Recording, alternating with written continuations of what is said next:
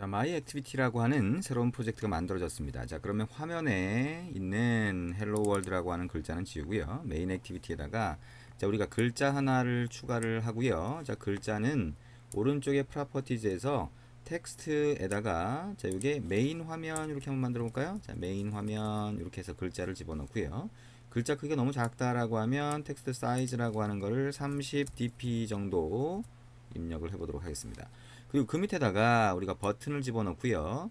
이 버튼을 클릭했을 때 우리가 새로운 액티비티라고 하는 걸 하나 만들고 그걸 띄우도록 할 거예요. 자, 이미 여러분들이 첫째 마당에서 첫 번째 앱이라고 하는 걸 만들어 봤기 때문에 이미 익숙한 과정이라고 볼 수가 있습니다. 자, 물론 이제 이해를 못했기 때문에 좀 어렵게 느껴질 수 있는데요. 설명을 하면서 시작을 할 겁니다. 자, 새 화면 띄우기라고 한번 해볼게요.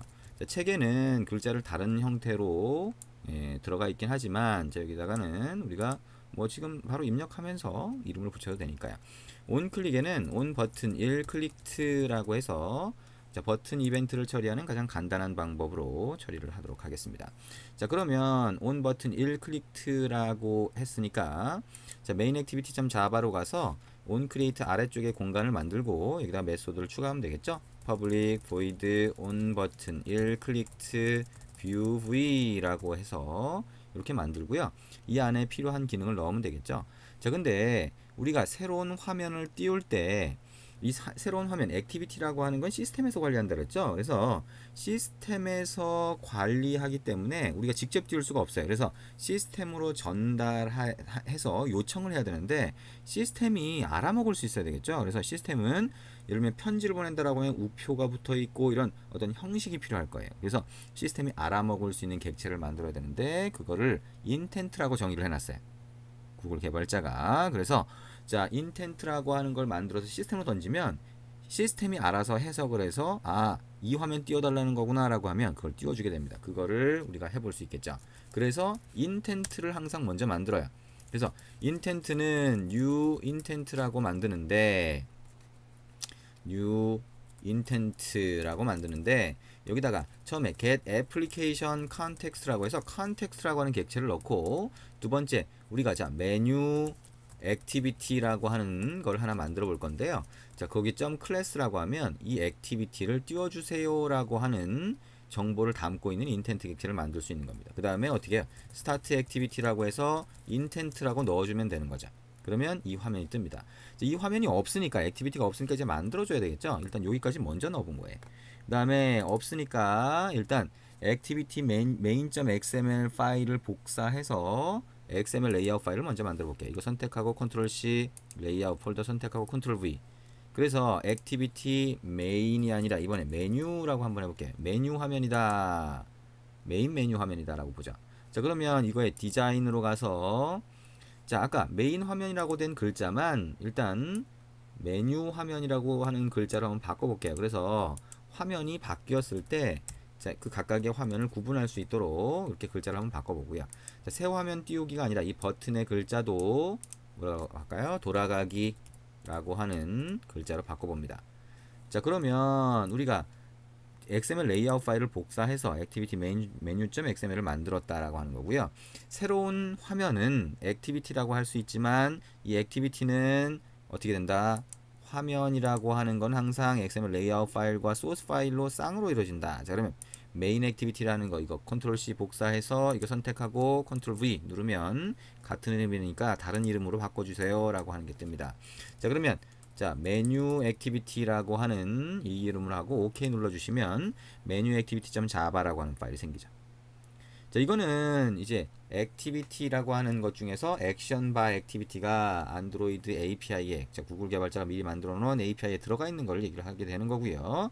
자, 이거는 돌아가기라고 하는 버튼이 있는 화면이죠. 그래서 돌아가기 버튼을 눌렸을 때니까 자, 요 코드가 아닐 겁니다. 자, 돌아가기는 어떻게 하면 돼요? 우리가 첫 번째 앱에서 했던 것처럼 finish라고 하면 어떻게 돼요? 첫 번째 화면 메인 액티비티가 있고 그 다음에 첫 화면 메뉴 액티비티가 떴을 때 그 첫 번째 화면 밑에 깔려 있는 것처럼 됩니다. 그래서 위에 뜬 새로운 액티비티 메뉴 액티비티라고 하는 걸 피니시해서 없애주면 그러면 이전 화면이 다시 보이게 돼요. 그래서 피니시는 이 액티비티 이 화면을 없애주겠다라고 하는 의미가 됩니다. 근데 우리가 첫 번째 앱을 했을 때 같은 똑같은 기능을 하려는 건 아니에요. 그래서 뭘 하려냐면 각각의 화면을 띄워줄 때 메인 액티비티에서 메뉴 액티비티를 띄워줄 때 데이터를 전달하려고 하는 겁니다. 자, 근데 일단은 새로운 액티비티 하나 만들었으니까 그거는 여기 안드로이드 manifest.xml을 열고 자, 애플리케이션 태그가 끝나는 그 안쪽에다가 액티비티라는 태그를 추가하고 여기에 안드로이드 땡땡 네임이라고 해서 메뉴 액티비티라고 추가를 해줍니다. 자, 이렇게 추가해주는 이유는 아까 얘기한 것처럼 액티비티라는 화면은 애플리케이션 구성 요소라고 하고 이거는 시스템에서 관리를 해요. 그래서 시스템에서 관리하기 때문에 앱이 설치될 때 시스템이 알아야 됩니다. 그래서 매니페스트를 앱은 조사할 수 있기 시스템이 조사할 수 있기 때문에 앱의 중요한 애플리케이션 구성 요소는 여기다 등록을 하게 돼 있어요. 그래서 액티비티도 애플리케이션 구성 요소니까 여기다 등록을 해주는 거죠. 자, 그러면 이제 액티비티를 쓸 수 있는 상태가 되고 메인 액티비티라고 하는 데서 버튼을 클릭했을 때 그때 메뉴 액티비티라고 하는 자, 새로 만든 액티비티, 새로 만든 화면을 띄워주는 기능을 우리가 넣은 겁니다. 자, 그래서 새로운 화면을 띄워주는 기능을 지금 넣었고요. 자, 아까 우리가 본 것처럼 메뉴 액티비티에서 돌아가기 버튼을 눌렀을 때 이 메뉴 액티비티를 없애주면서 이전 화면으로 돌아가는 효과를 만들어 준 거예요.